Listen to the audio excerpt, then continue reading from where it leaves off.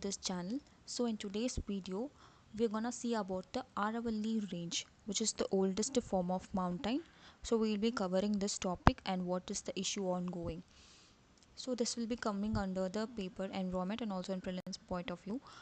And so let's get started. So Aravalli is one of the oldest fold mountains which is formed 2 billion years ago. Which is It's actually a mountain. Aravalli itself is a mountain, but now we humans are giving it a definition.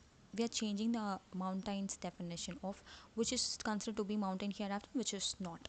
So this is the context. So I'll just cover the basics of Aravalli on the prelims point of view. Aravalli. Wait a minute. So Aravalli, it is the oldest fold mountain which is formed 2 billion years ago, and the highest peak of this Aravalli range is Guru Shikhar, which is almost 1776, I think, meter. So this is the highest peak of this Aravalli range.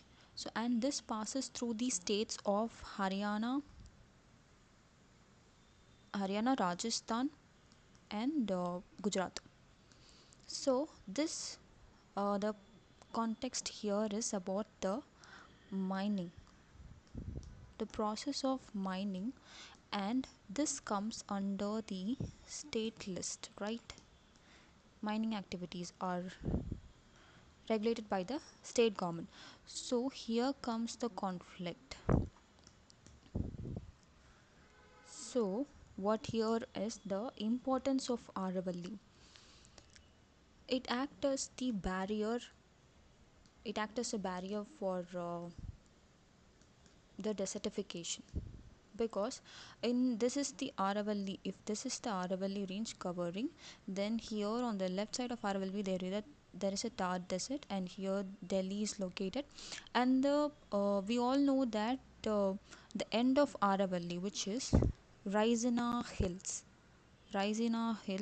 where the Rashtrapati Bhavan is located. Rashtrapati Bhavan is in Delhi. So it also controls the pollution of Delhi, that the dust particles entering from the parts of desert into the Delhi NCR. So it also acts as a barrier for protecting the capital of our country by reducing the pollutants. Also, already Delhi is experiencing the most endangered air quality, right? So AQI also is, it indirectly helps in regulating the AQI of Delhi.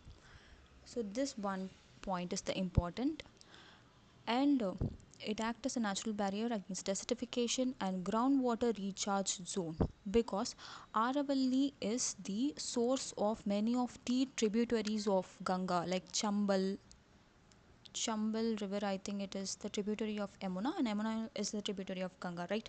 It's the main tributary of Ganga, and Sabarmati and Luni also is very important. So one of the salt lake, and also many of the lakes is also being. So what are the mining regulations? We have to see that the mining process is not allowed in some of the sensitive areas, like rich in biodiversity, such as wetlands, lakes. So here and all the mining activities are completely banned. So what is the thing is, in 2010 the government has got the report from the Forest Survey of India, which is Forest Survey of India, stating the Aravalli mountain, which is they have set some criteria to be for the Aravalli in order to um, allow the mining process, because mining is also an important process for the for following the mission of critical minerals. I have covered it in my previous video about the national critical minerals mission. So in regarding to that, it is important for our environment. Economically it is important. The mining, we have to encourage the mining to the industrial sectors. So it is economically important, and also we have to protect our environment also. So this comes as the sustainable development. So without hurting the environment, we have to enhance our economy.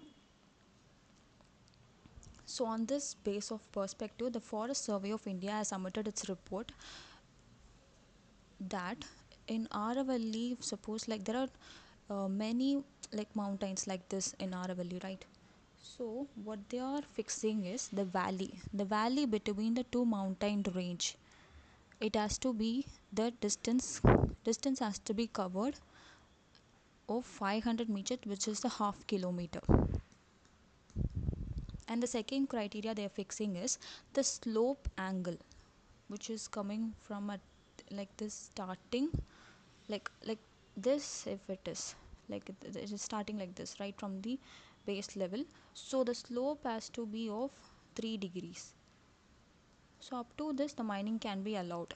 So this is the criteria they have fixed by the Forest Survey of India, but this report has been rejected. They have rejected this report. So this is the context. And now currently at in this year 2025, central government has set up a I think centrally empowered committee. Yes, that is the name. Wait, let me check. Central, yeah, central empowered committee. So in this committee's report, what they have stated is they have just set the criteria based on the ground level. It is based on the ground level, not even at the sea level. They are just considering from the ground level, that the Aravalli range from the ground level. Okay, from the ground level means they'll be considering this valley point, right from the this valley point. So this range has to be of 100. Okay, let me draw here. So of 100 meter. If the mountain is not above 100-meter means, then it is not Aravalli anymore. You can allow mining activities in there. So this criteria they have fixed has almost every nearly 90 percentage of Aravalli does not come under this criteria. So on the first criteria itself, 90 percentage of Aravalli is gone. So they'll be allowing mining activities, quarrying, mining, everything will be allowed in this. So this is the problem they are facing, and this is actually appointed by this central government by the Ministry of Environment. So this is the context which we are gonna see here. So mining, in the sense mining process is not allowed for every sector. Like mining currently is allowed only for extracting the atomic minerals and then the critical minerals. Only these two criteria only the mining activities are happening now. So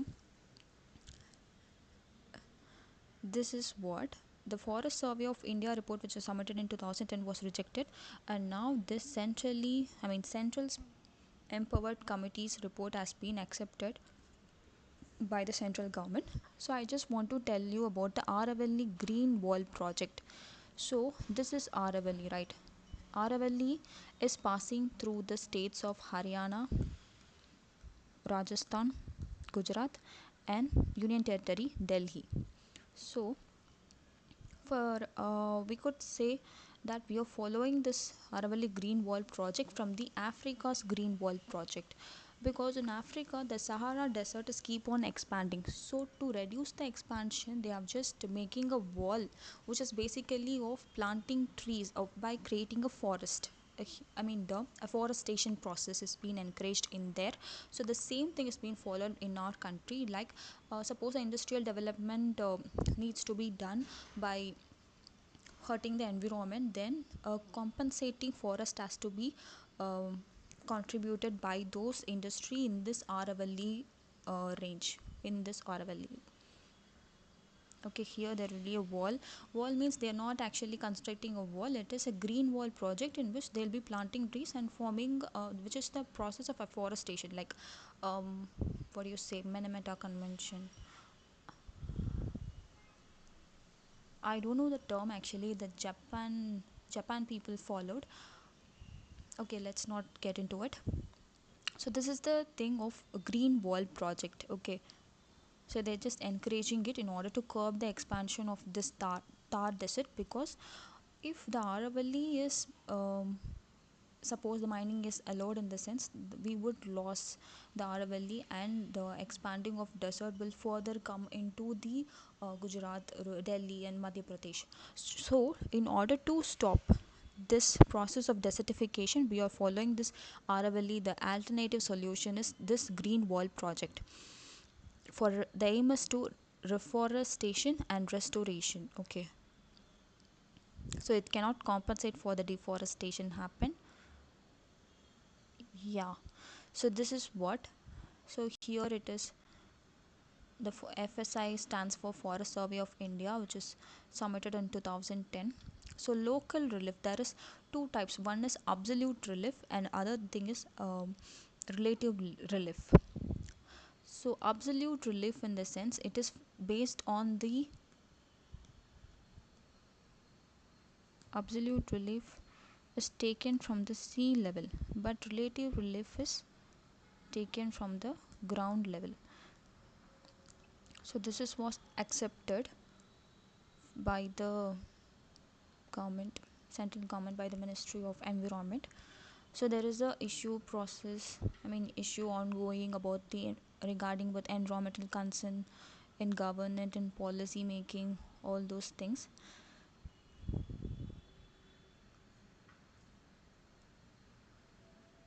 Sustainable mining. So sustainable development, sustainable mining. So allowed only in exceptional circumstances. Mining in sensitive areas is also allowed only in exceptional cases. If suppose we are identifying the critical minerals in there, then there may be some chances of allowing mining activities in there also.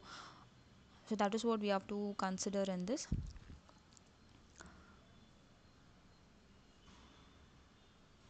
Existing mining will be allowed only with some strict norms. Okay, so this is what the government has sanctioned it.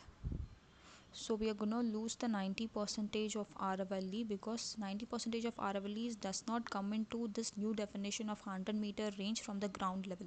So this is what explained in this video. I hope you got clearance from this video, and if you have doubts you can ask me in the comment section. So thanks for watching guys. Thank you.